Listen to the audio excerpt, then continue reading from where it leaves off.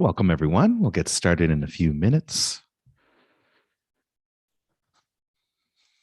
Welcome to today's kickoff event for the Mystic Cafe, the 10-day challenge event begins today. And yeah, we'll get started in a few minutes. We've just opened the room.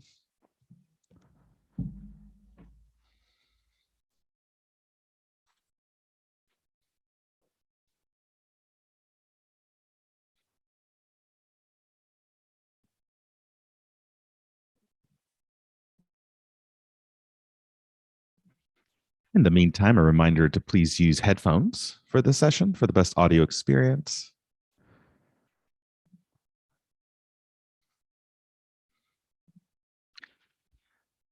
Closed captions are now currently available. If you're on a computer, you can turn on closed captions by clicking on the live transcript CC button. Those captions should be coming in directly into YouTube if you're watching us on YouTube.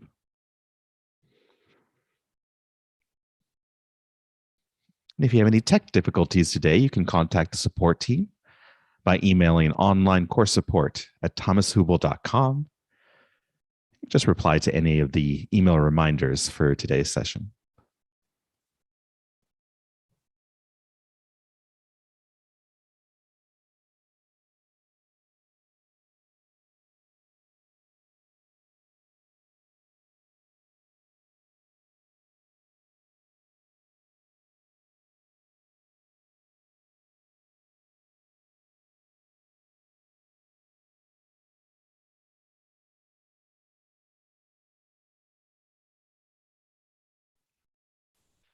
Great. So welcome, everyone. Welcome to the kickoff event for the Mystic Cafe 10-day challenge. Finding inner balance in times of change. I'm Digo, your tech host for today. And for 10 days, starting tomorrow, you'll receive an email with a new teaching from Thomas. The challenge is included with your membership to the Mystic Cafe, so you must sign up for those daily emails. And if you haven't already signed up, that's okay. You can sign up today, and you can check your email for those details. Throughout today's session, you can submit questions for Thomas via the Q&A button on your Zoom window. If you don't see your button on the Zoom window, click More, and then you'll find the Q&A button there. For those of you watching on YouTube, you can find out more about the Mystic Cafe 10-day challenge on the YouTube video description.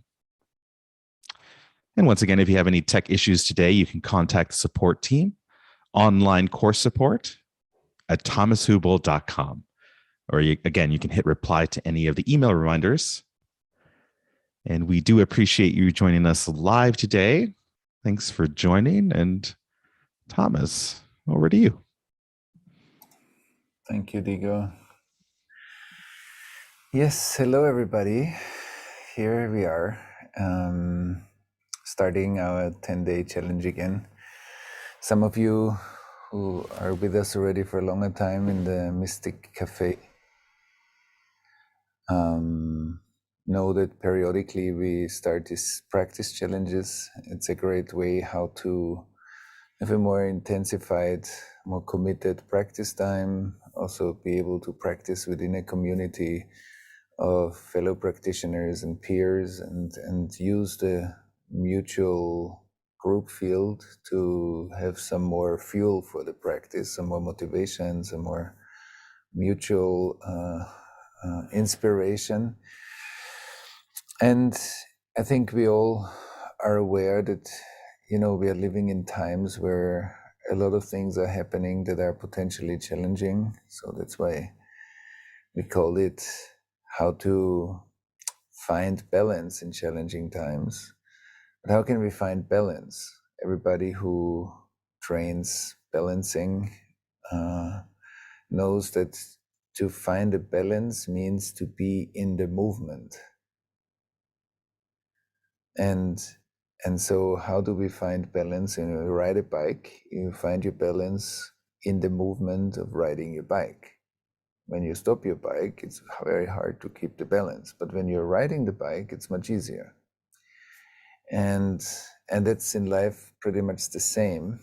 And a wisdom book like the Tao Te Ching that I highly appreciate, and that I think holds a lot of pearls and gems of wisdom,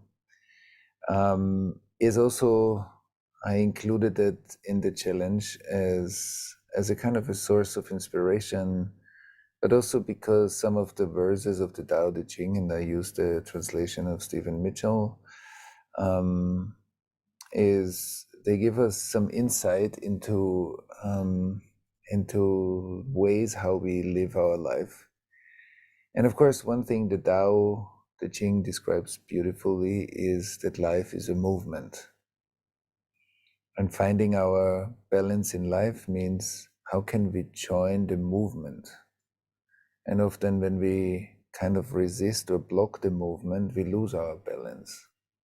But when we align with the movement, and another word for aligning with the movement means relating. And relating reminds me of my interdependence, not my dependence, not my independence, but my interdependence with entire life. And so my interdependence is a constant process of relating. And when we just look into the recent events that are happening, that are collectively stressful, that are individually stressful, so we need some kind of inner practice, so that spirituality and mystical practice are not practices that take us out of life, like in a deeper avoidance of life, but actually resource us to come deeper into life. So we want the power of our spiritual practice to support us to deal with the world. Because only like that we can become part of the change that we would love to see in the world. So we need to become that world. We cannot just ask for that world, we need to become it together.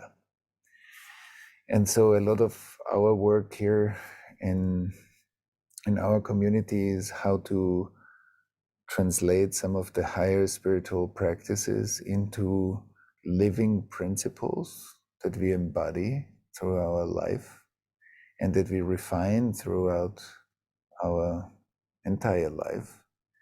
And we become more and more skillful to walk our path. So today we will do a little bit of a meditation now, and then I will give you a little bit of a taste of two verses of the Tao Te Ching, and speak a little bit to their principles. And our 10-day challenge contains also some guided meditation, some reflection journeys, some Tao verses to have some food for contemplation, consideration, and maybe also sometimes expansion of our perspective onto life. And every time, what does it mean?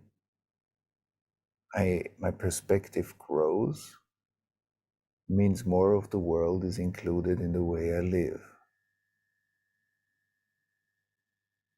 So every time I increase my perspective, more of the world finds a home in me. And anyway, we see that in the world, our home is being challenged. Even our life base, the planet, the biosphere is being challenged. So it's time for us to become a home for the world to land in. And we all know that trauma and pain and suffering prevent us from hosting the world. And healing, expansion, integration, post-traumatic learning, spiritual expansion help us to host more of the world. Another way of saying this is to live a loving life, a compassionate life, a present life, and to become a remedy for the things that we all feel are challenging or difficult to meet. So we are actually becoming the remedy for that. So let's start at the beginning, since we're a global community. People dial in the morning, in the afternoon, in the evening, and in the night into these calls. So we take a moment just to also use our space that there are many, many people dialing in and tuning in with this call. So we can take a moment and see, coming into this call, how do you feel? What's your inner state? And you just make a screenshot. It's kind of like an overview of your physical, emotional, mental self. And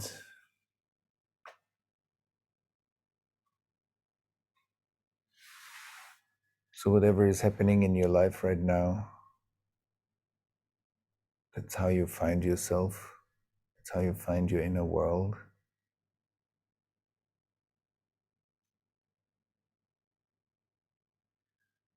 Then we take just a few moments to,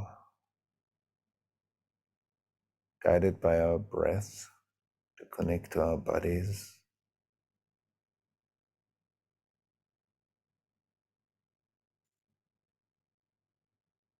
And to just for a few moments tune in with your body and your body presence, your body perception.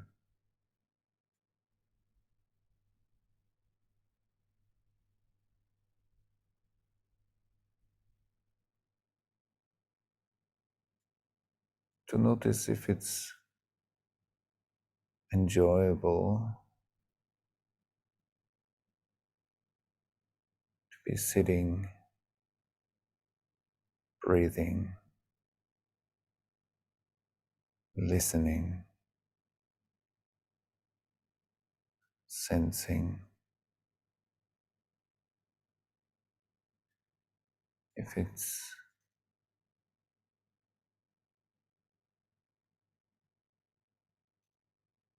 supports you, you can let your exhalations be a bit slower.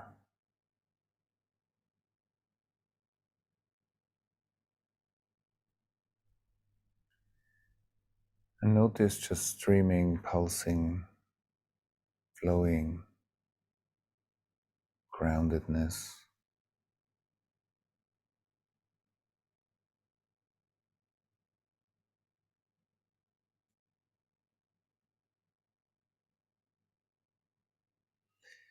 And then once you're connected to your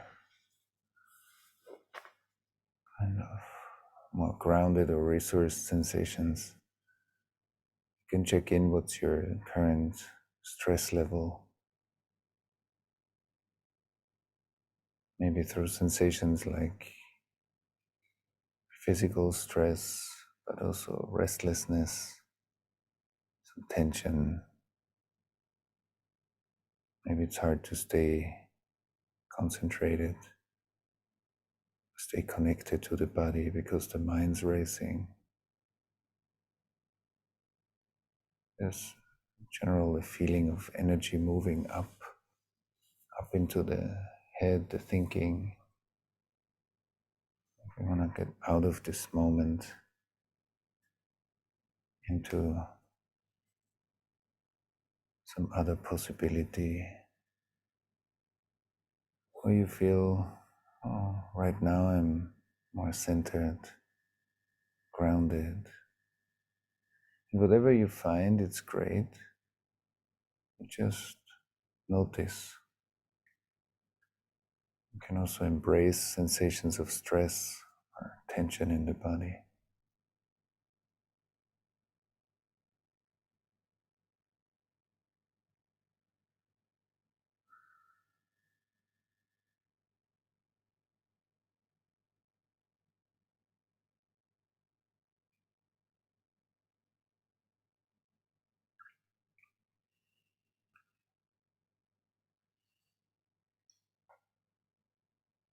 And then we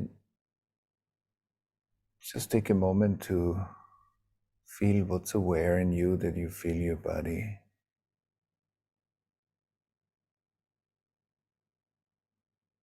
I feel my body. I'm aware that I feel my body. What is aware?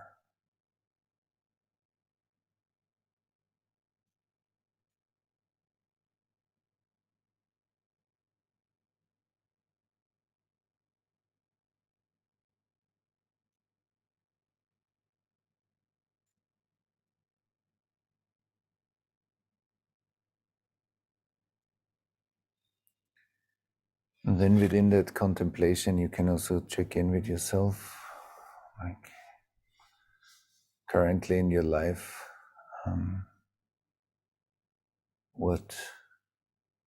how do you keep your inner balance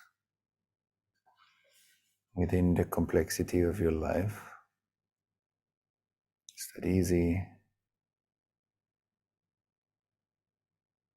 Is that sometimes challenged or harder?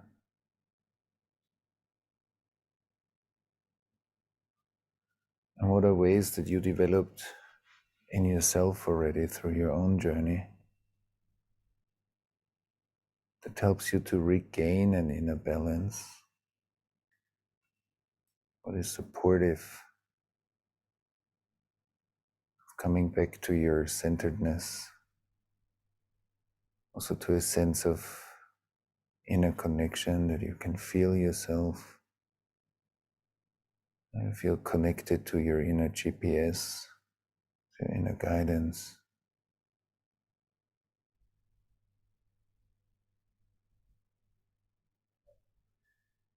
And also that you can feel one level of inner balance is that we also can include other people, situations.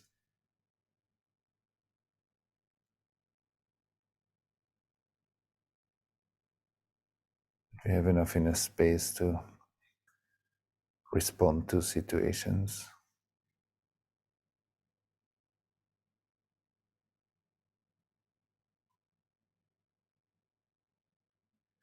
You can just check how does that feel currently in your life, and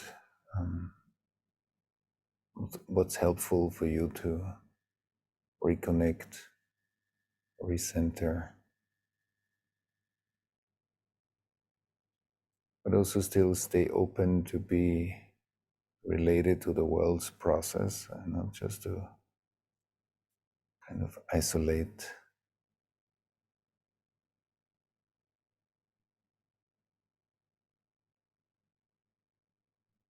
And what about your level of generosity? Generosity in moments that might feel more scarce, more limited.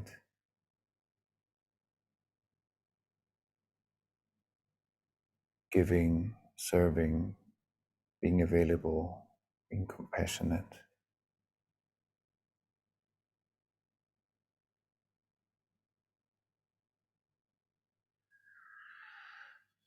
And then slowly, let's open our eyes again, take a deeper breath.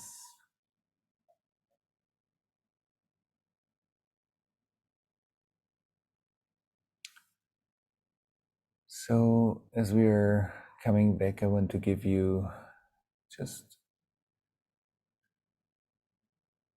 because sometimes it's great to be part of a community of practice, simply that it's like a constant reminder. It gives us an environment that is supportive of the practice, gives us an environment where we can reconnect to ourselves in moments when it's harder for us alone.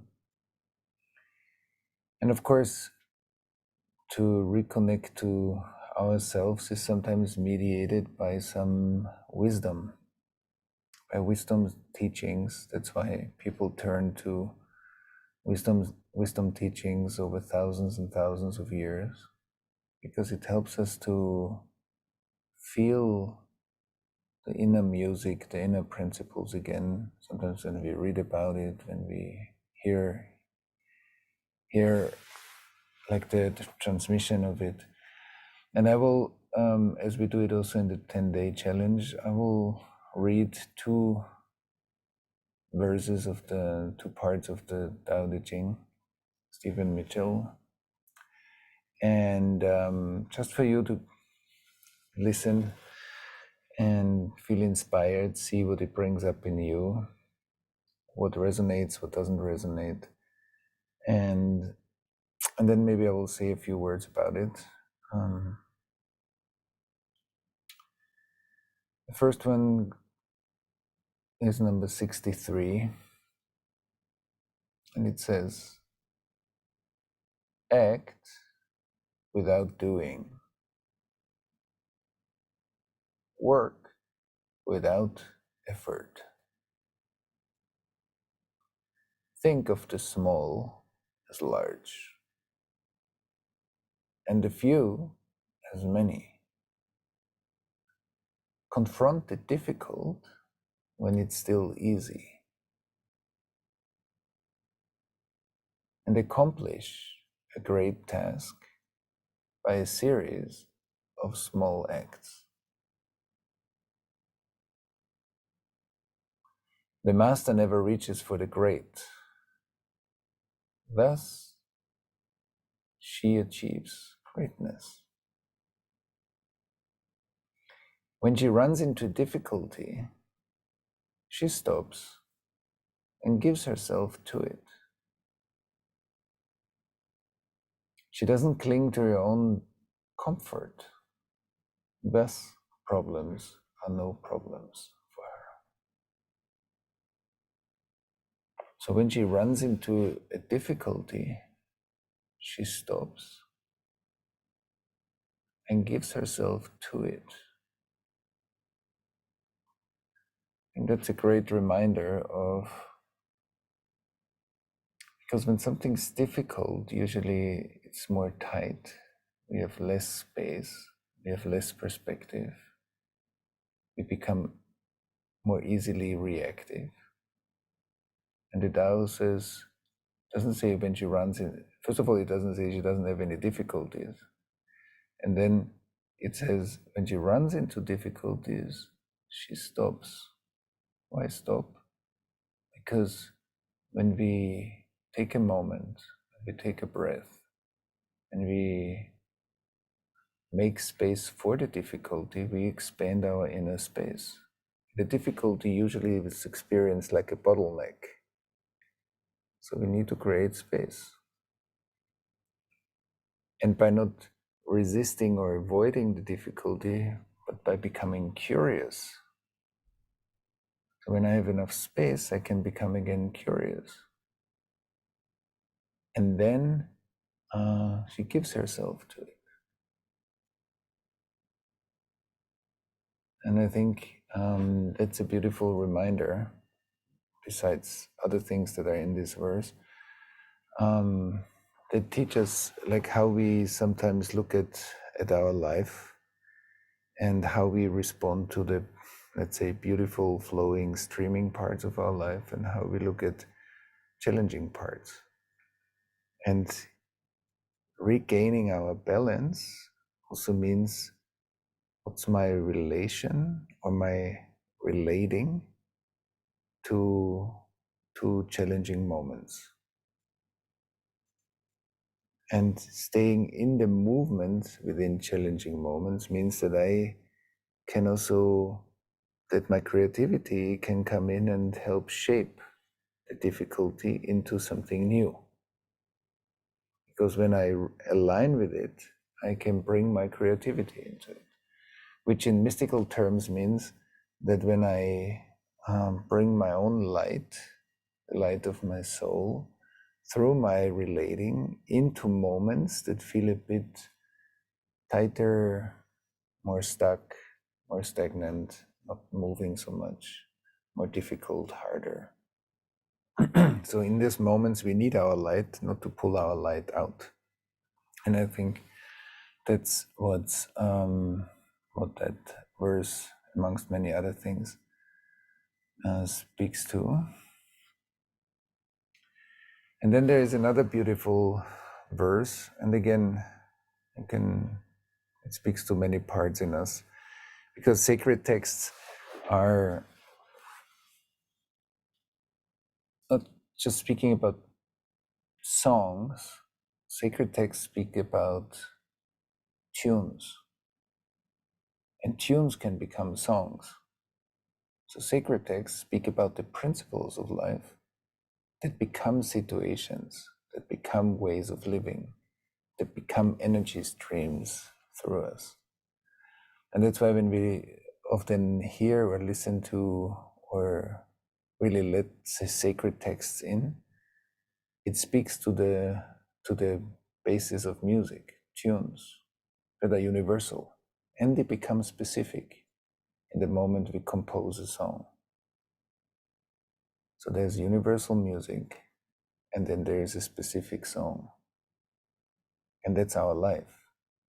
Life has billions of possibilities and more, but our life became one possibility, and we again have a creative potential to create many possibilities within our life. But life is both. It's universal and it's very specific.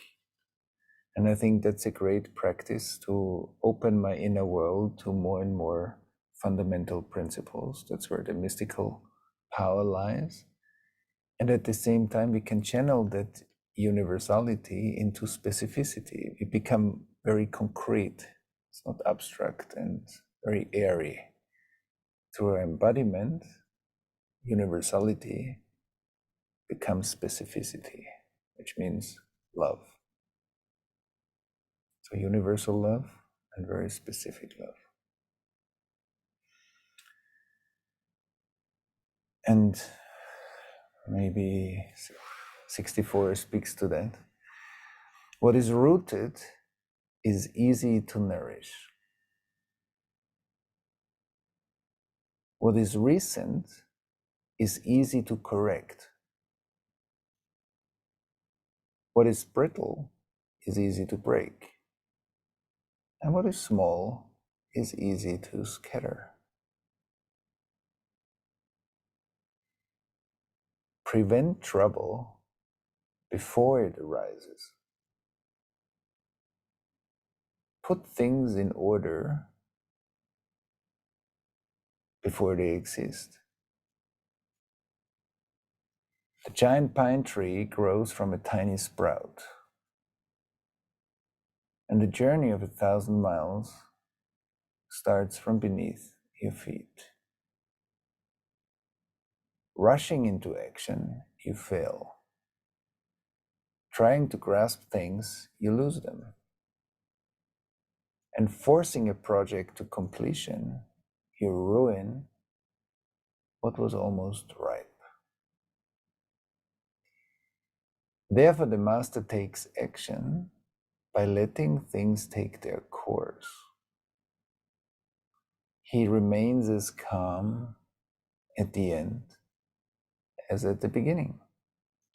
He has nothing, and thus has nothing to lose.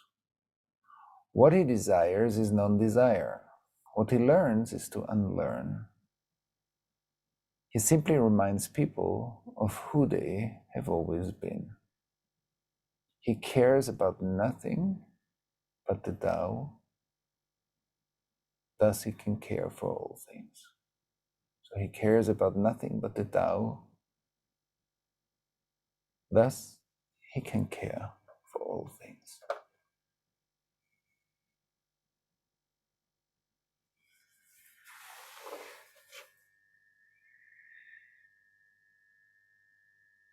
And I think in this section of the Tao Te Ching, because the Tao has different parts, and some of the parts speak to very deep contemplative meditative states, like the parts that speak about the Tao itself, the Tao that which is not describable, that which is actually not even nameable. So there are many signposts in the Tao that speak about how we create an image of the spiritual journey or the image of God or the Tao, or how we do not create that image. And so this is important. But some of the Tao verses speak to kind of ways of living, and somehow kind of a very practical guidance how we live our life. And I think prevent trouble before it arises and put things in order before they exist. That's a bit of a challenging sentence. How can I put things in order before they exist?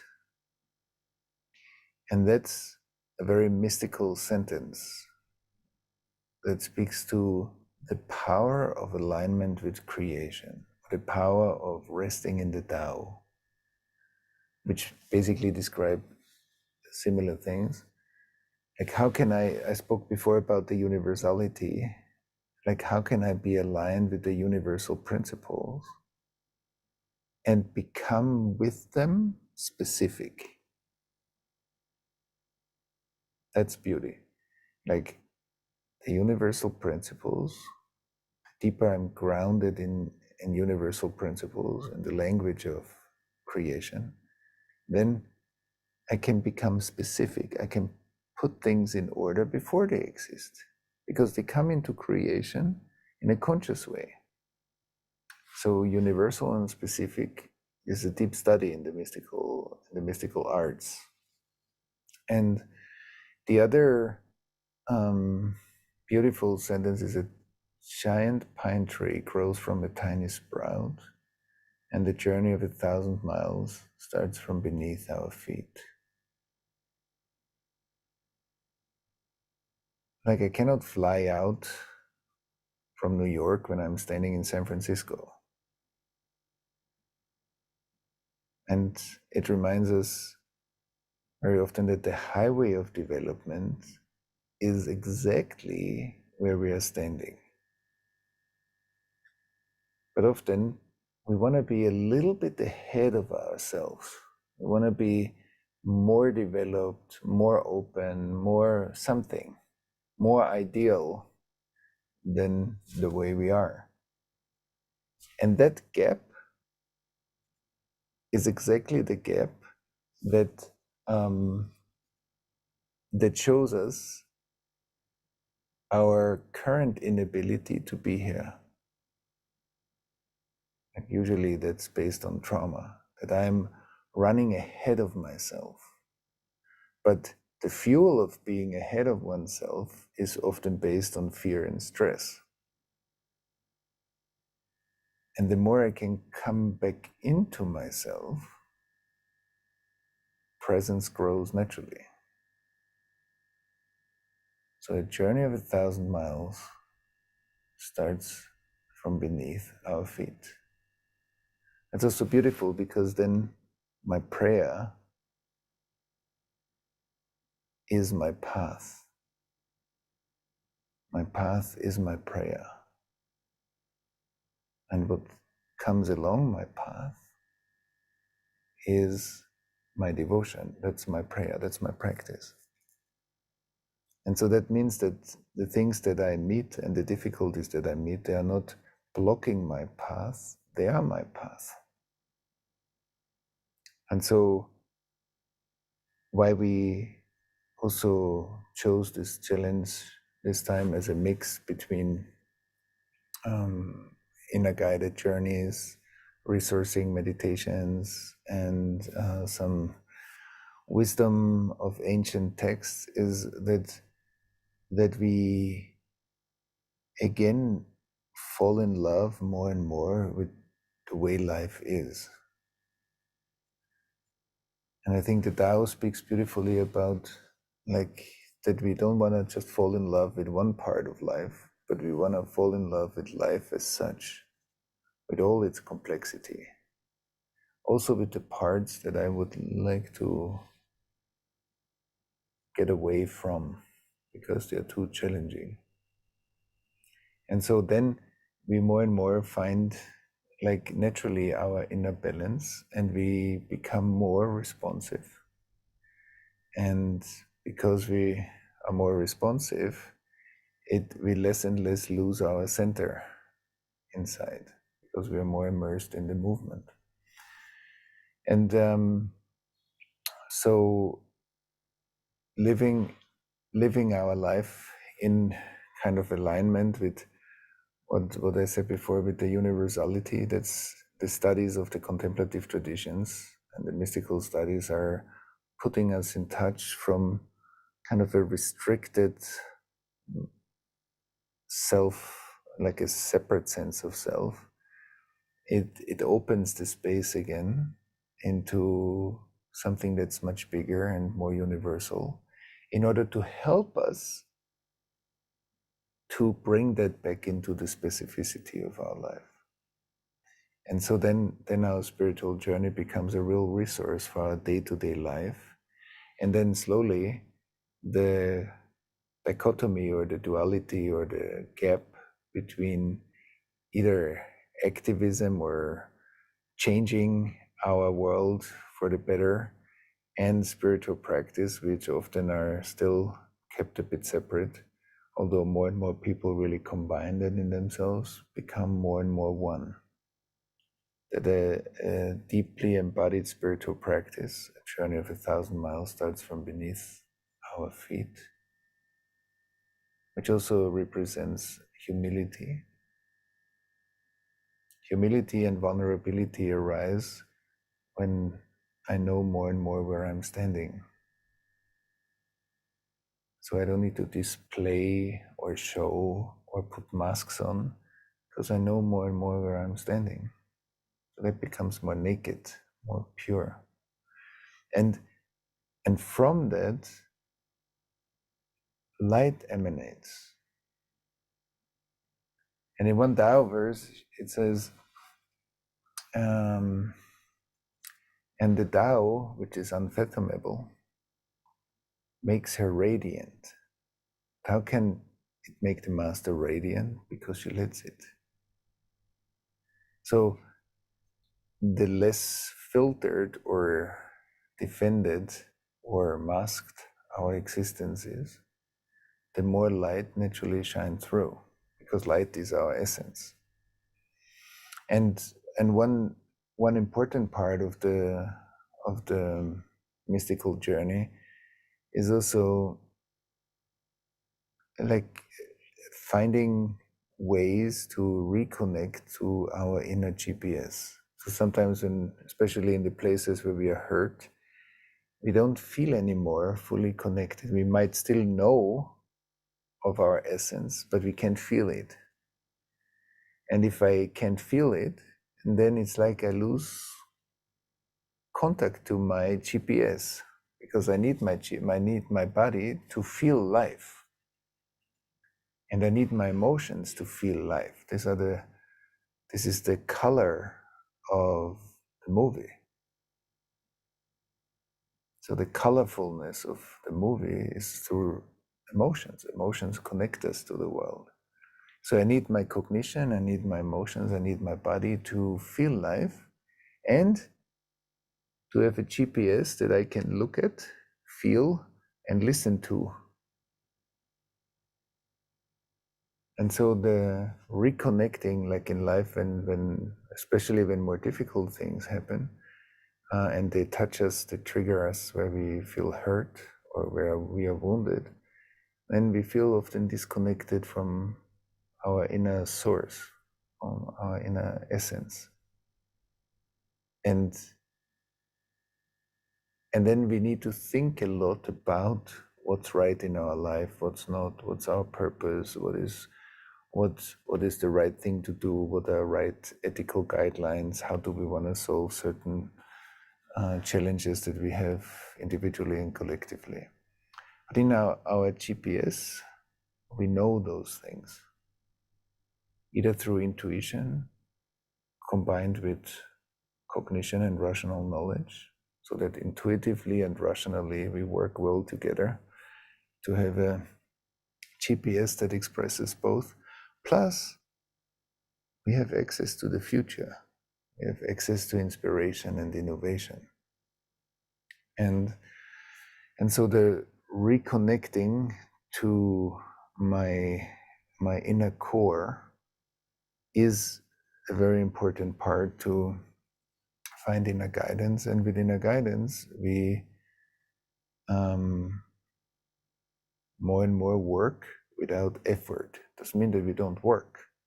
That doesn't say don't work. It says work without effort.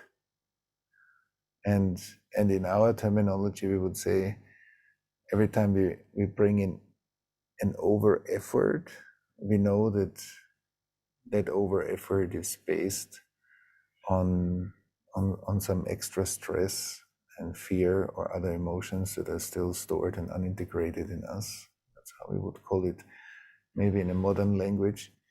And through integration, we can, instead of trying to get rid of that stress, we integrate that stress. We learn to integrate that and digest it and make this part of our walking. So it becomes part of our wisdom.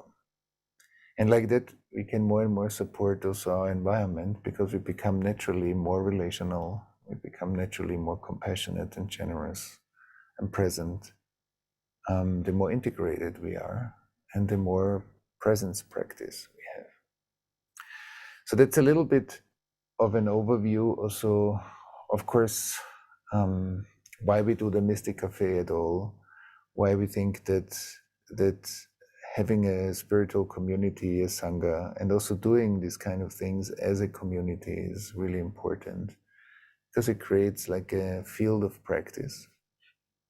And it's also more fun to do it in a relational environment. So that's basically the entire Mystic Cafe. But it is also that we take challenges upon us is also a way how to commit to something and to also keep going with it and not let it go. Because that's another part of the path. A journey of 1,000 miles starts from beneath our feet. But if I don't keep walking, I keep staying in the same place. So the walking becomes my center. And I think that's what keeping our balance means. And there's one last thing that keeping our balance in life, I mean, there are so many more things, but we won't get to all of them, that adaptability and our capacity to change is a real important part, because we're not just on our own keeping a balance, we are keeping a balance while we are swimming in the river. It's very important. Keeping a balance is not a hyper-individualistic practice. It's I'm keeping a balance together with the rest of humanity and the rest of the universe. I cannot keep a balance on my own, like alone, because I'm not separate. And the easiest way to find out is to see like what would happen without the oxygen that is around us now. So nobody is alone. Finding my balance is finding my balance within the river of life. So there's the river, there is all my relations to the world, my relations to nature, my relations to the universe. And within that, I'm swimming. And that also means that the river keeps changing. You know, sometimes the river is very smooth, sometimes it's very rough, sometimes there are rocks in the river, and sometimes it's free. And finding our balance also means to be connected to the ability to update myself. Like it's a constant growth process. It's not a static thing, balance, it's a growth. So when the world's changing, and everybody who does work or does contribute something to life that we are passionate about knows that with what it means to be passionate about means that I'm creative. I have the feeling of agency. I have the feeling of impact. I have the feeling I'm contributing something to the world that's meaningful, which means I'm of service. And that fills me with energy. The giving gives me something. And when we also know that when we are passionate about something, we are part of our own updates. Like we are staying creative. To be passionate about something means to be creative. So when we contemplate keeping our balance or finding our balance moment to moment to moment to moment, it includes that we and the world are changing every moment. And sometimes these are micro updates, sometimes these are bigger updates. So that the updating is important, because like this we stay young and fresh and engaged and updated in a way in our sphere of life. That doesn't mean that we need to know everything and that we are updated in every part of every discipline of life. But in our life, which means that's what life wants us to live, we stay refreshed and we stay in the creative stream. And that's joyful for us, but that's also inspiring for our environment. And I think it's a great way to stay in touch with the creative eros of life that has a very lovely perfume. So that adds a lot of joy to our life. And that also adds joy to our life when we are dealing with difficult situations, because we feel connected to the source of creativity.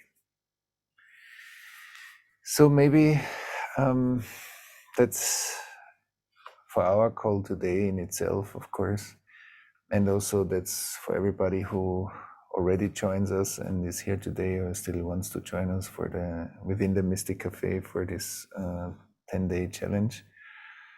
My recommendation is to really stick to it. If you decide to do it, please stick to it, because we want to go through something together and also generate the feeling that we can keep a practice over a certain time, also when time and other things sometimes seem scarce in our lives. It still strengthens the muscle of practice. Yes, and so maybe we use the last part of our session if any questions came in, so maybe we can look at that. Yes, we do have quite a few questions that came in, Thomas. So we'll try to get as many as we can. We can start with Anne. Anne asks, could you say more about putting things in order before they exist? Does that have anything to do with manifestation or intentionality? Yes, certainly it has something to do with manifestation. And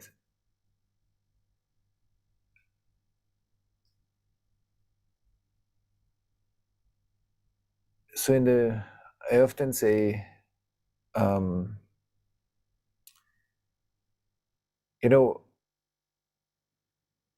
when you look at the movie, so many of us look at the movie because we love movies, and some movies are great, some are not so great, but we love movies. And when a filmmaker, somebody who makes movies, looks at the movie, they also see a movie, but they most probably see much more about the making of the movie that we as regular movie viewers don't see. And it's the same in the mystical practice. Like mysticism, or the core of mystical practice, is the making of reality. And so when we get deeper and deeper immersed in the deeper layers of the making of realities, we participate in its creation. And so we are more aligned with the flow, how from nothing to something specific, like from emptiness to light to this world, substance, the world comes into being. So put things in order before they exist means to align with the order of things. And in the moment we align, we notice more and more through our inner work the order of things. So when through our life, through our creative spark, through our soul, we can participate in life and have a creative impact. That's what the divine power in us, the light in us, is for, to have a creative impact. So we can co-form the world. And together as humanity, we are, and not only as humanity, as all living beings, we are kind of forming the world. So intentionality is part of it, because life has an intention through us. That's the energy that flows through our central nervous system and our central channel. That's also an intention that life has. Sometimes that intention is a bit hurt, so it's a bit reduced. And the more we heal it and the more we integrate it and train it, it becomes like a stronger, clear intention. And if we set intentions out of that intention, then yes, then it's true. Sometimes though, when we feel a bit disconnected, we have ideas about intention, and those ideas don't fully align with our energy, so they don't work. And because they don't have fuel. So intentions that are fueled out of our core intentions, which means my intention is authentic to my core energy, then the fuel of my soul's light makes the line of the intention a circle. So 1 and 0 become a line, intention, circle, life. So there's a line and a circle. Together, the line is the intention, is a pillar, holding an intention, creates a reality. And if the more that intention is in alignment with the divine, the more fuel and power is being channeled through that intention into reality. So the stronger is its manifestation power. Yes. Great. Thank you, Thomas. We have another question, an anonymous question. When we recognize we are getting ahead of ourselves, wanting to be further along than we are, what can be done in the moment to bring more light in, especially when we are activated? Yeah, first of all, it's already a great realization that I notice the ways how being ahead of myself, like let's say you're walking here, but a part of you is walking in front of yourself already. So I want to be there with my development.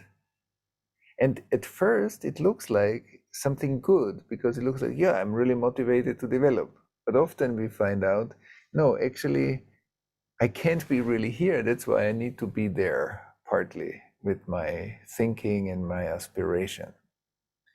And so I often discern between the ideal version of myself, which is how I project myself into an ideal version, which is the hardship that I experience myself, with the real version, the one that I really am right now. And so recognizing, becoming aware of how that process works in me is already great. So if I have already an awareness that, oh, yeah, sometimes I display myself a little better, or I show myself in a way, or I'm aspiring to capacities, not aspiring, I think of myself in capacities that I haven't fully developed yet, or whatever are the versions, how that works. Then the more I notice these patterns, I can create space around them without judging that that's bad. That's not bad. That's a symptom. And so instead of not trying to have that and say, no, I shouldn't be ahead of myself, I should be here. That's putting an effort on the effort. Like one effort is to be ahead of myself, and then I overcorrect this by trying not to have it. That's not working. That I will just get more stressed out and more frustrated. But contemplation gives me the capacity to, yes, I noticed that. And it's okay. And because I notice it, it's a conscious process slowly. And the more I become aware of it, I will naturally let it go because I'm reconnecting more to myself. And then you said another beautiful thing, once I notice that I'm activated, because sometimes we are so identified with our activation that we don't even notice that because it seems normal to be so stressed. And sometimes we don't even call it stress, we call it me. And then I notice, wow, in more and more moments, I'm really activated. So first I notice activation, then I find out how activation really shows up for me, like how it feels in the body. What are the emotions that are connected to that? How does my mind operate when I'm activated? What happens to my relational experience when I'm activated? What happens to my grounding? And so I find out how activation, and I become, instead of, oh, I shouldn't be activated, say, interesting. I bring curiosity to the activation. And I also have a practice, like we did it before, when you connect with your breath to your body, you see, where is my body energized, grounded? I find out through my practice where I'm actually resourced and grounded. So when I'm activated, I can come back to the places where I'm grounded and energized and present. And I can feel my activation too. Because when I'm only in the activation, then I'm lost in it. So I need somewhere land. Like I need to have at least one foot on land, and then I can put the other foot with the toe in the water. But I won't fall completely into the water. I'm still standing, and I feel the wetness of water. And then I onboard it, and I create more land. And that's what we do with activation also. So, but I think the art is not to judge the activation or not to judge being ahead as, oh, I shouldn't do this. But, oh, yes, I notice it. And because I notice it, it will more and more subside by itself. Because I connect more to my real, authentic self, to how I feel really. And I will feel more secure to be who I am, because often trying to be better or ahead of oneself is based on fear. And I don't feel safe in myself and I don't feel safe in the world, and I need to do something. And one way is to try to be ahead. So the more safe I feel in myself, the more I can be authentically who I am in this moment. So, and the resourcing, when I notice that I'm activated, I feel the resource parts, for example, of my body, and I learn to feel my stress, to embrace my activation, but still have one foot in the grounding. And sometimes also see, when we say activated, we're talking about physical stress, but we're also talking about emotional experience that might not be so easy. So let's say I'm in a team meeting, somebody says something and I feel ashamed. And if it's hard for me to feel ashamed, then I will call that stressful. Or somebody says something and I feel scared. Sometimes we say, I'm stressed, but actually what we say, I'm physically stressed and I'm scared. And the clearer I can name basic building blocks of my experience, and I don't mask them with words like difficult, hard.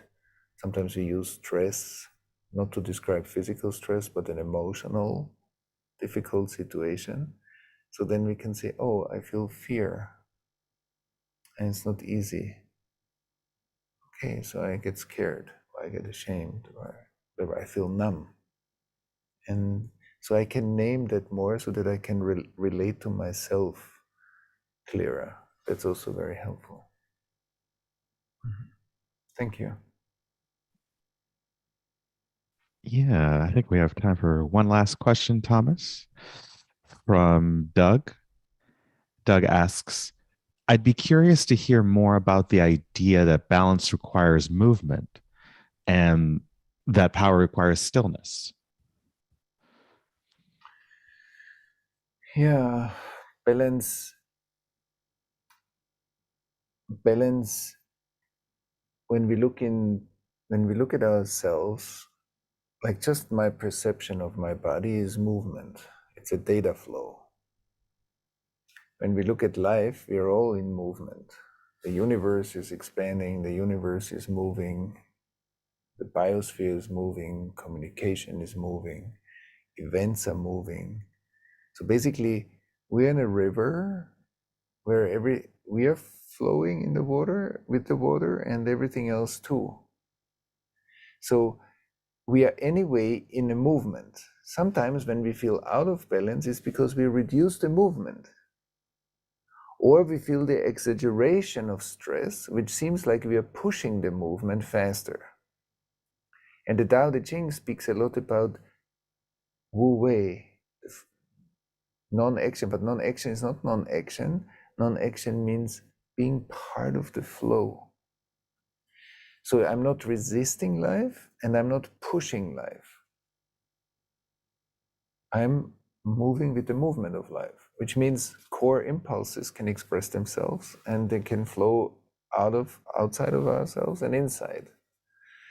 And so when we look at finding our balance, we're anyway moving, but the reduction of movement, like contraction, tension, trauma, reduction of movement feels like when that happens, then I feel I kind of lose my center a bit. And recentering is not coming back to a place that is still. It means that I'm coming back to a place that is a movement. I'm rejoining the movement, and because it's a flow, it feels quiet. When you move your hand as fast as the water in the river, it's quiet. When you push it, it creates noise, and when you resist it, it creates noise.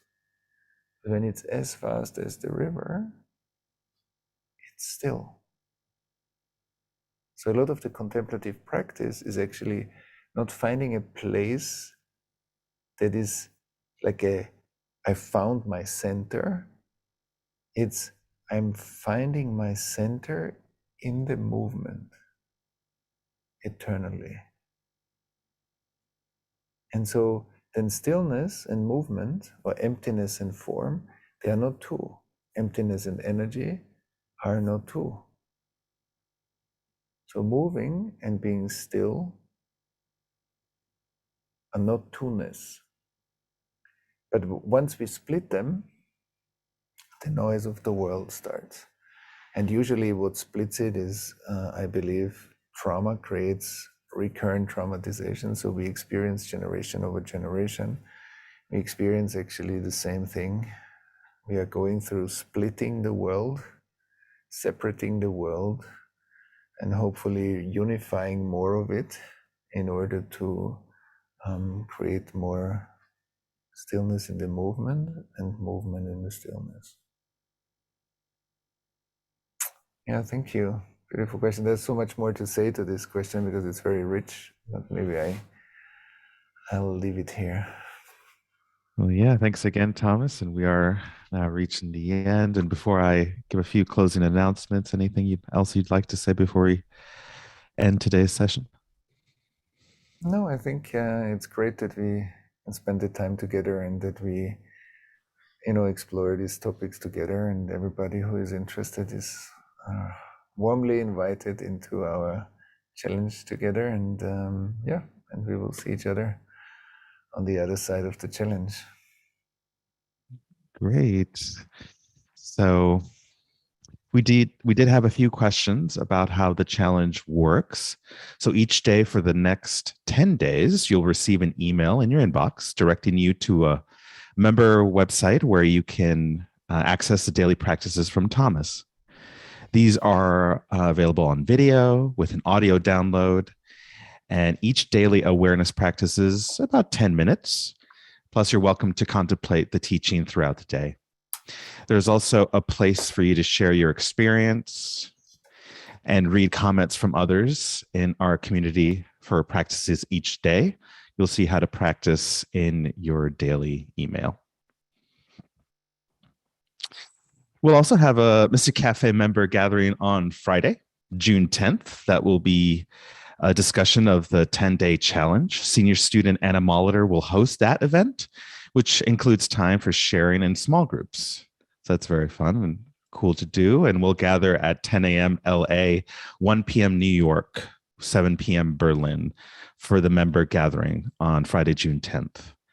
Also inviting you to wrap up with us the 10-day challenge at the next Mystic Cafe Live with Thomas. That's going to be on Sunday, June 26th at 9 a.m. LA, 12 p.m. New York, 6 p.m. Berlin. And so we'd also just like to thank you, all of you, for joining us, being with us today. As a reminder, the 10-day challenge is included with your membership to the Mystic Cafe.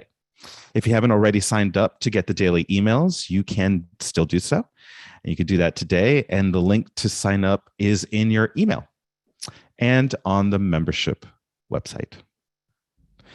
Thank you so much again, and to Thomas, and enjoy the challenge, everyone. Bye for now.